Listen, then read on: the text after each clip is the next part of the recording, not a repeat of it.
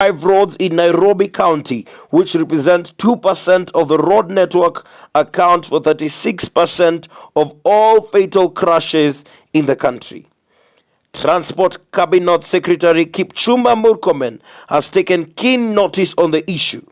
Among the resolutions, he has said that he has consulted with his interior counterpart Kithure Kindiki and that we will soon see the return of collaboration between NTSA and the National Police Service for more efficient traffic enforcement. Law enforcement measures against traffic offenses, against drunk driving, against unroadworthy vehicles, and also we will be very, very firm with all road users so that we all observe traffic rules and save the number of our people that we are losing every day from road traffic accidents. Dr. Ngani reporting for EBN TV.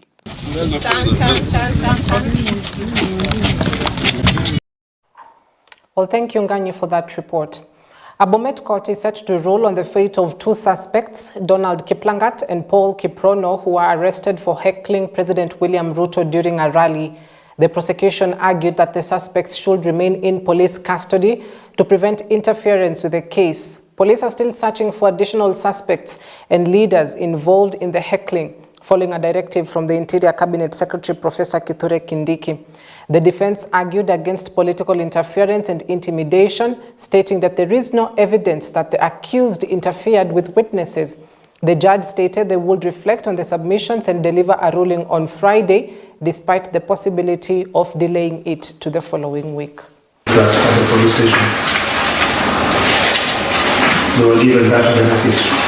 But after that, there have been a lot of interference. This is political interference and intimidation. There is no evidence, actual evidence, Your Honor, whether in phone recordings or through any other means, that the accused persons who are in court have actually interfered with the witnesses in this case. By no means it's not something that I have to sit here and make a ruling. What I've given you is a procedure to enable me to go reflect on the submissions and deliver a ruling. Okay? If you are not feeling well, we have the facilities, we'll be able to take you to hospital. That's what I'm expecting to hear from you. But what I've said is that I'm going to deliver. And I could have even pushed this ruling to Monday or Tuesday or Wednesday. But I've said I'm going to deliver the ruling. President William Ruto has launched phase 4 of the government's 4-year plan to improve the economy before 2027. The plan involves collaboration with development plans of the country and county governments to empower the government's bottom-up agenda.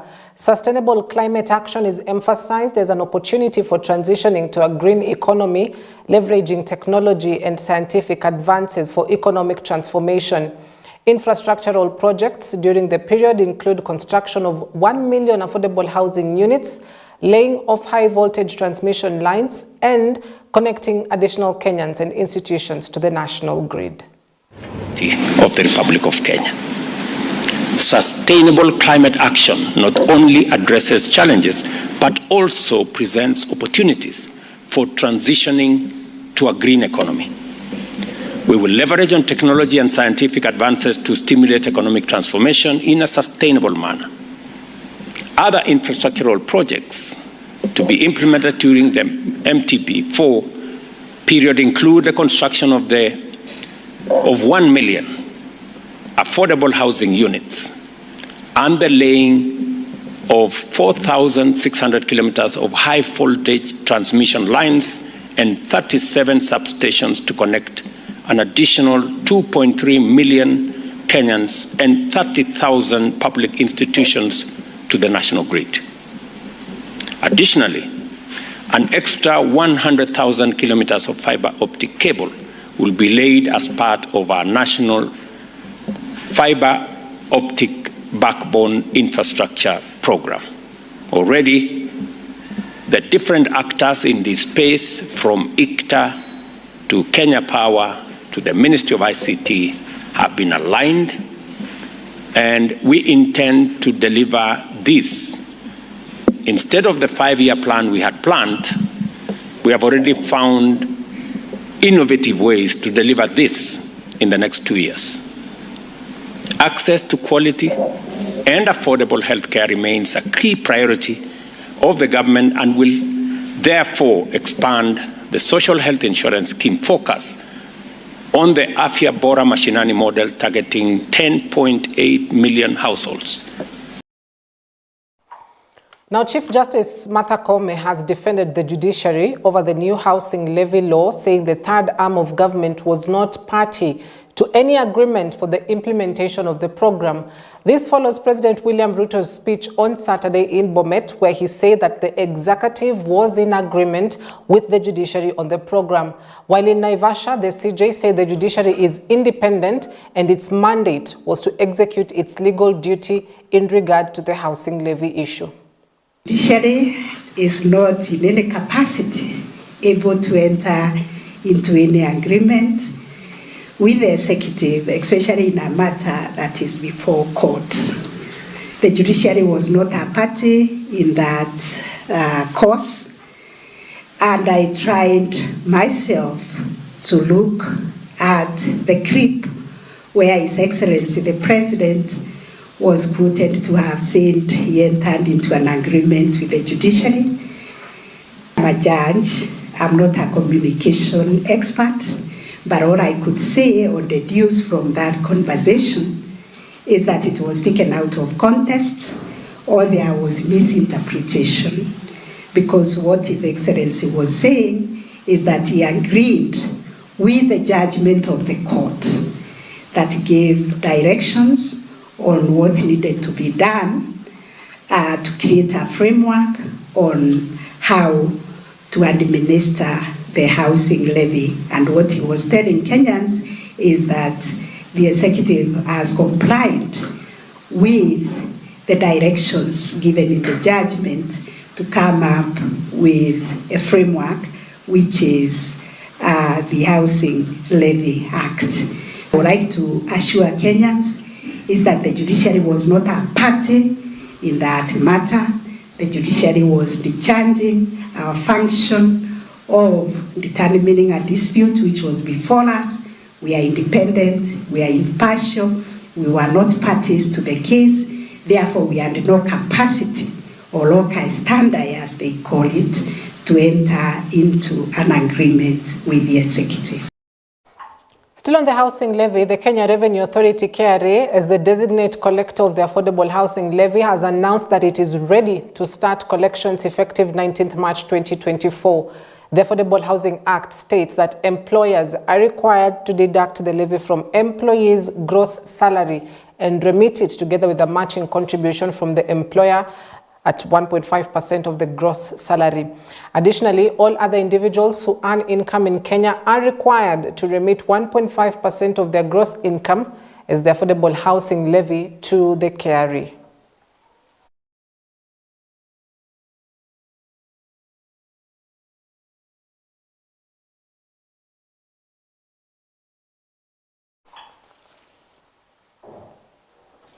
Now, the Interior Cabinet Secretary, Professor Kithure Kindiki, on Thursday revealed that the government has written to the entertainment platform TikTok, explaining that it is not satisfied with their level of compliance with Kenyan laws. Appearing before the Public Petitions Committee, Kindiki noted that ByteDance Limited, a Chinese multi-billion company that owns TikTok, would be required to respond to the letter, failure to which his ministry would take administrative action. He, however, noted that it will be a premature ban, or it will be premature to ban TikTok in Kenya at the moment without considering the views of the owners and those set to be affected.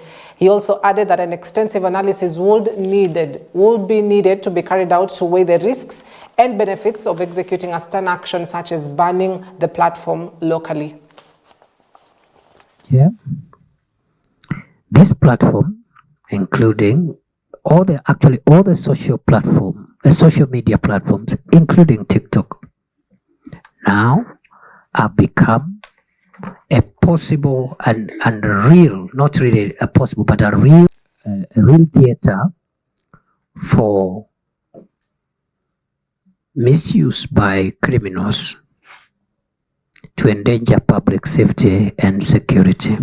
And other social media platforms are increasingly being used to spread malicious content, which is illegal, unlawful, and a violation of fundamental rights and freedoms, to also generate propaganda, including propaganda for war.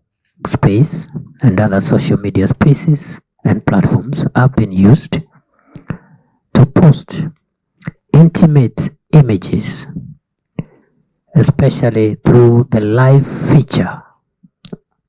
feature of TikTok. The government of Kenya is in contact with TikTok, and we have raised concerns relating to the way TikTok is processing their data related activities. The government of Kenya has requested from the owners and operators of TikTok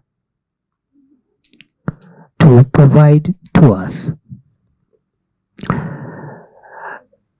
the levels of compliance with our laws, namely the Data Protection Act and the Data Protection Regulations. We have also asked them, Chair and members, to tell us what they are doing to implement Kenya-specific supplemental terms in the privacy policy, considering the provisions of our law.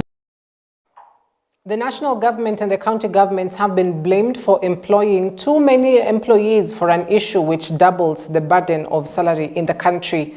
According to the chairperson of the Salaries and Remunerations Commission, benefits of public employees in the country, Lynn Mengich, said 43% of the country's income is used to pay these salaries, which is more than 35% that is legally accepted in the country.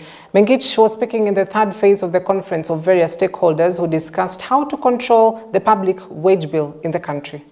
Has been done in the management of the public wage bill.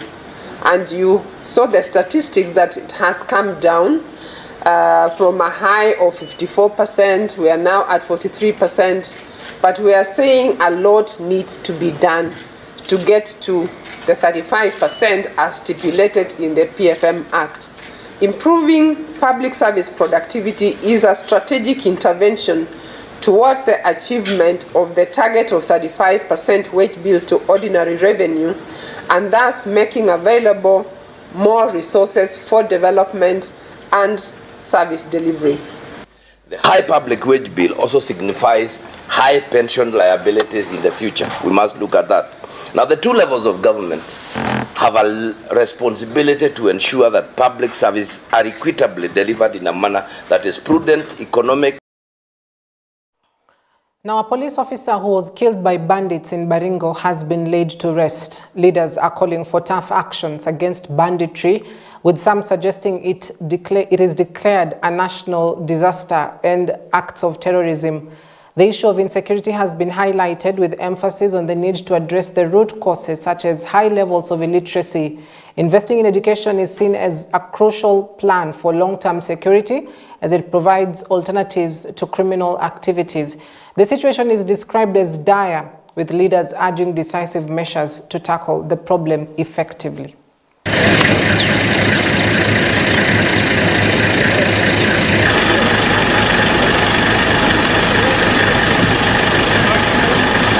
This banditry should be declared a national disaster, na pia it should be declared kama act of terrorism.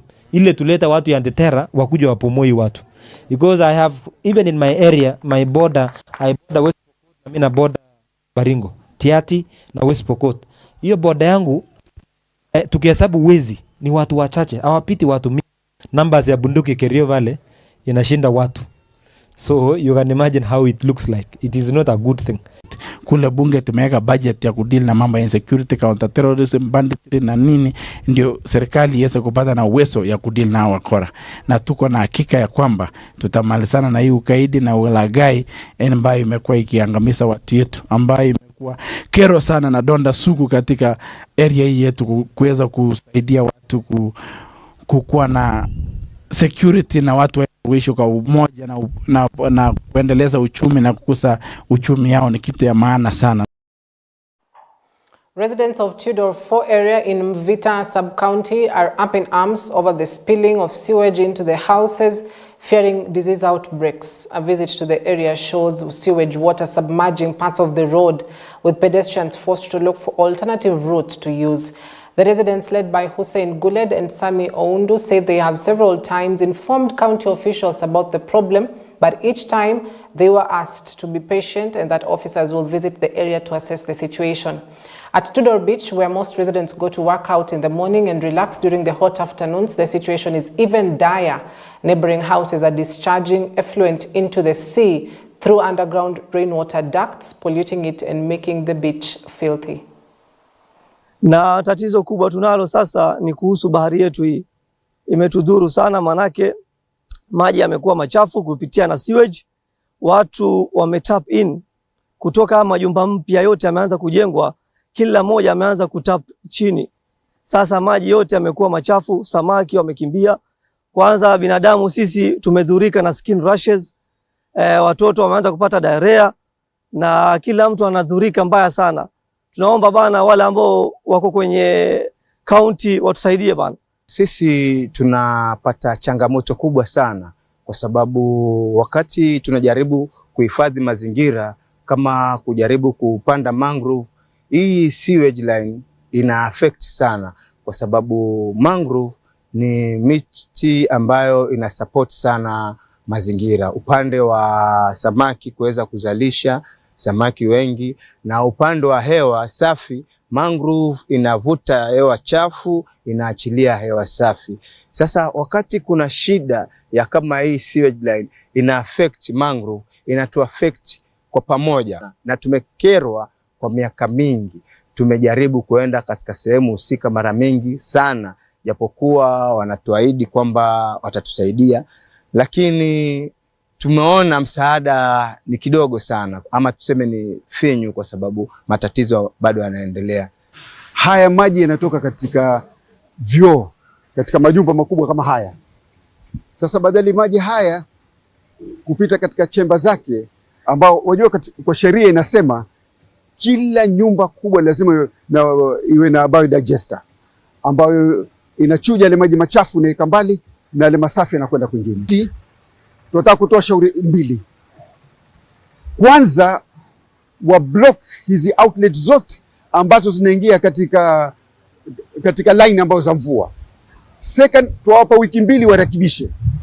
Ikiwa county hawarekebishe, sisi tutachukua hatua, tuende kotini. Tunahakikishia jamii kuwa hatuna njia nyingine. Tumewapatia condition warekebishe, au ambao wanajenga majumba kama waezi rekebisha for a period, tutamonitor. Hatutakuwa tuna budi bali tutaenda kotini kwa niaba ya community, tutaenda kotini kwa public interest kushtaki wale wahusika, authority, county government ya Mombasa. First Lady Rachel Ruto has launched a soft care pads and diaper factory in Athi River, emphasizing government commitment to boosting manufacturing and local production.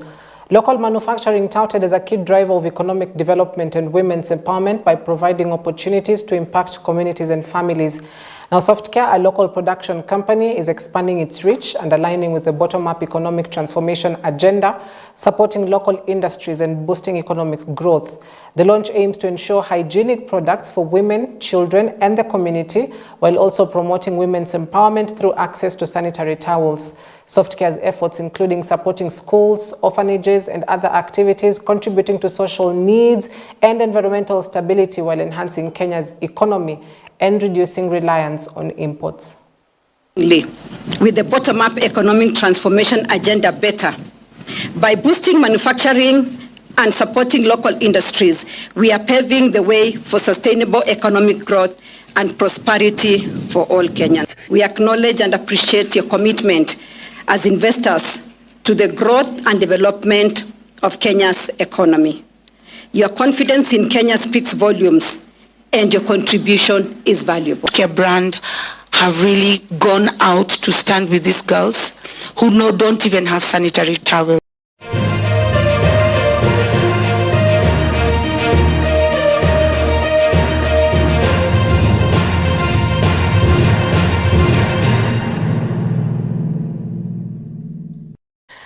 Now to some great news, history in the making. Kenyan tennis sensation Angela Okutoyi has Thursday afternoon qualified for the Paris Olympics after clinching singles gold at the African Games in Accra, Ghana. Okutoyi, who in 2022 won the Wimbledon title for the doubles junior category, thrashed Egypt's Lamis Al Hussein 6-2 and 6-4 to win the African title.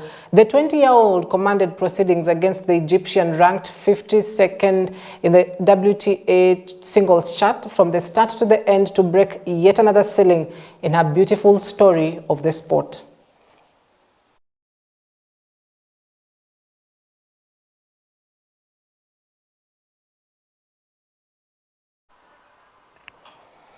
And to say we are proud as a nation is an understatement. She's made history. In 46 years, Kenya has never won a gold medal in tennis. So that's a big achievement, and all congratulations to her. Now to local football, Compel FC has lost 2 more important points at home in the Division 1 league match after drawing with GFE 105 at the Pan Paper grounds. This result leaves Compel FC 5 points behind league leaders APS Bomet, who lead the league with 45 points. Coaches from both teams include George Mutimba and Clear Bright Jr. In other results, Bungoma Superstars won St. Joseph's Youth with 3-0, and the match was played at Bungoma. Now following the victory, the Superstars have risen to 5th place with 36 points. Mimi nataka nishukuru Mwenyezi Mungu, tumepata sare home. Tumemaintain na tujashindwa home, lakini kwangu ni luck tu haija kwa upande wetu. Juu umeona hata game tumepata chances mingi, tumpiga chuma. Nasema tu ni luck. Mimi naweza sema tu ndarudi kwa drawing board kufanya conversion. Juu naona ninapoteza sana mabao, juu hiyo creation of chances, create chances kwa game ya leo, si kama ya last. But sasa kubari hizo chances ndio imekuwa ngumu. So narudi tu kwa drawing board. Hiyo ndio job yetu, sasa tutafanya nini? Sijaitishika na hii football, na mimi venye wanawaambia kila siku sijaitishika, kwa sababu tukianza first leg tulikuwa number 14 na walikuwa wanatuachia na 13 points. Tumekuja tukarecover, sisi ni contenders. Ni nini haiwezekani kwa ball? Mimi naamini